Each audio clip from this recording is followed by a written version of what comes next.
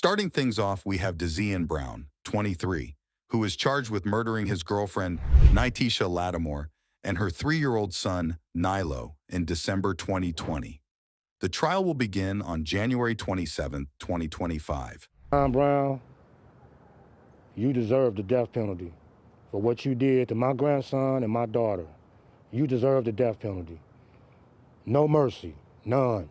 Police said Nitisha was stabbed many times, and her body was found in a bag near the river. He chose to kill Nilo in an incredibly barbaric method.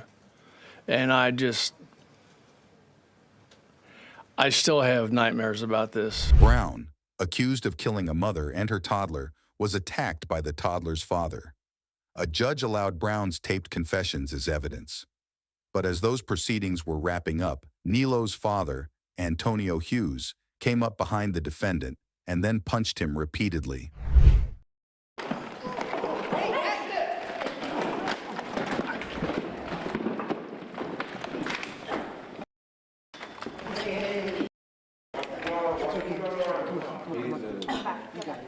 Base, can we get back up in 560 now?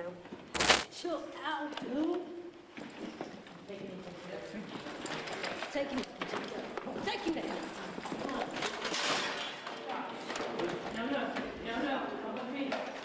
Up next, we have the case of Michael Madison, a serial killer who was facing multiple charges, including 3 counts of murder in Ohio.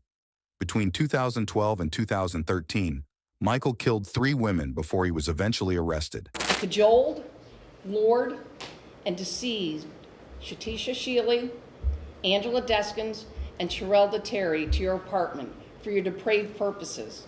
You went on to abuse the corpses of these 3 victims. You stripped them from the waist down. You folded them in half, binding them so that their feet were up by their ears. You wrapped them in multiple layers of trash bags, and you discarded them. Now in court, Van Terry, the father of one of the victims, addresses the judge. How you doing, Your Honor? My name is Van Terry. Father Sherelda Terry. Right now, I guess we're supposed to, in our hearts, forgive this clown who's touched our families, taken my child. However, the real shocker came when Michael unleashed his madness in the courtroom by smirking at Van Terry, unleashing chaos.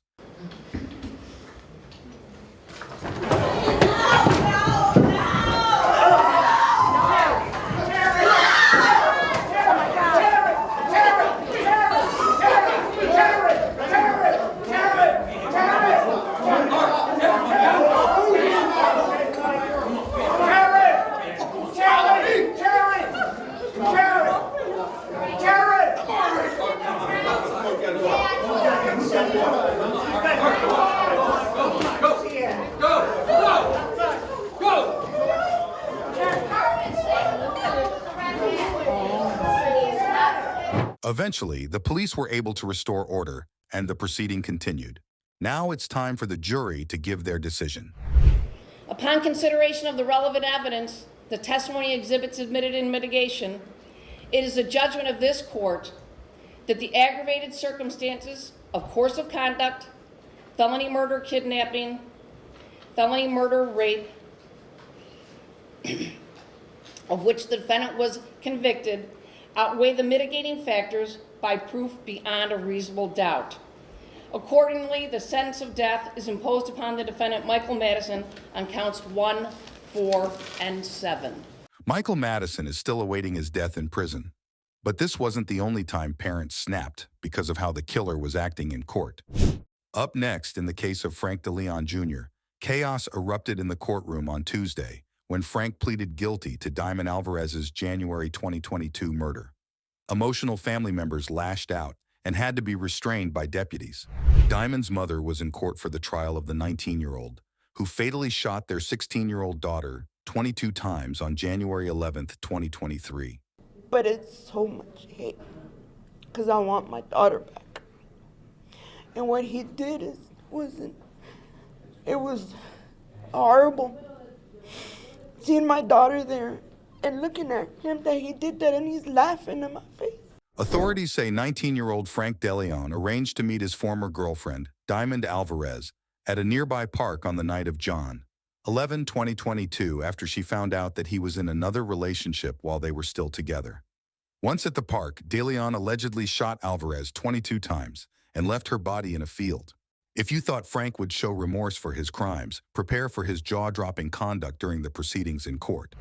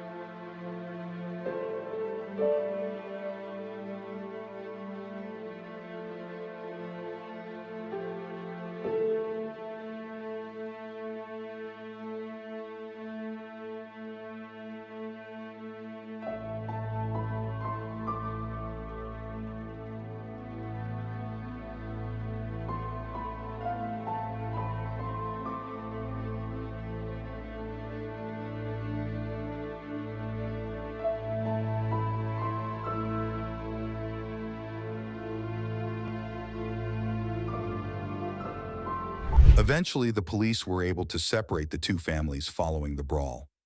Frank Deon Jr. was sentenced to 45 years in prison for the murder of his 16-year-old ex-girlfriend, Diamond Alvarez. Her family, facing threats and harassment, did not attend the sentencing, instead holding a press conference to express their desire for peace and healing.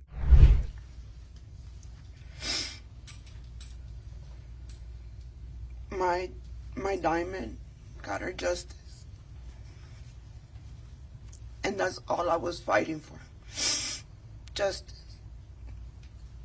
And as a mother, I needed justice quick, soon. That 1 year and 9 months for me was a long time, just waiting at home with my arms crossed. She has her justice. I wasn't fighting for me. I was fighting for my daughter. She has her justice. I just want to live in peace. I want to be in peace with my family and heal. What I'm going through is not a life that I have to watch my back, that I can't go nowhere because we're scared. I don't have my daughter. Like my cousin said, they have their member alive. I don't. And I still say it, that I want my daughter back. I want her back, and I keep screaming to God that I want her back. Not gonna happen. I have to watch videos and pictures to remember her. And it hurt. It really hurt my heart. And I still can't go to the cemetery. And I don't know when. I don't know when, and I thank the justice for fighting for my daughter, for fighting for her, and for getting her justice. I just want peace. That's what I want. Peace. That I don't know how else to ask. That I want to sleep. That for this past 3 days I can't get up from bed. That I can't open my eyes. That I can't walk. And I don't know what's wrong with me. I don't know what's wrong with me. I just want peace, and I want to sleep through the whole night. I don't want to sleep an hour and wake up like nothing and go back. I've been doing this for 1 year, and 9 months. I just want to sleep. Next is the case of Lindy Jones, a 19-year-old who is being charged with murder in South Carolina.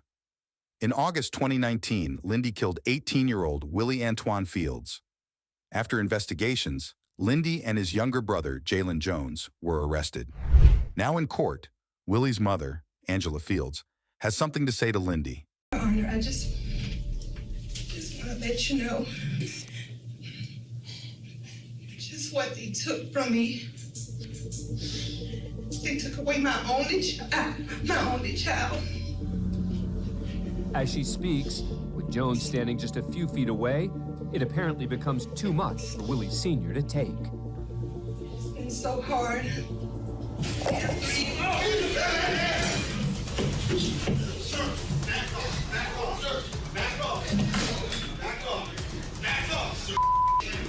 The officers eventually managed to separate him from Lindy. Eventually, Lindy was sentenced to 35 years in prison, and his brother Jalen received a 6-year sentence in juvenile prison. Next, we have Tristan Lamoureux, who's facing charges for first-degree murder in Utah. On August 23, 2009, Tristan shot his wife, 19-year-old Misty Lamoureux, in their house. Tristan was eventually arrested. Now in court, Lamoureux sits surrounded by 4 sheriff's deputies who closely watch over him.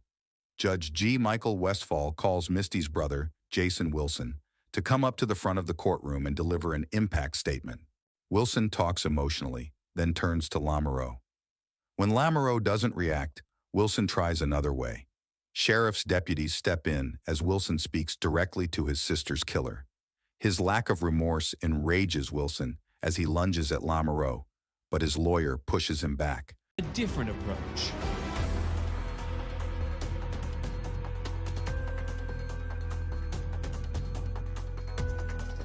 Lamoureux stands up as if he's ready to rumble, but a deputy slams him to the ground and away from the melee. According to local authorities, Jason Wilson was not charged for the incident.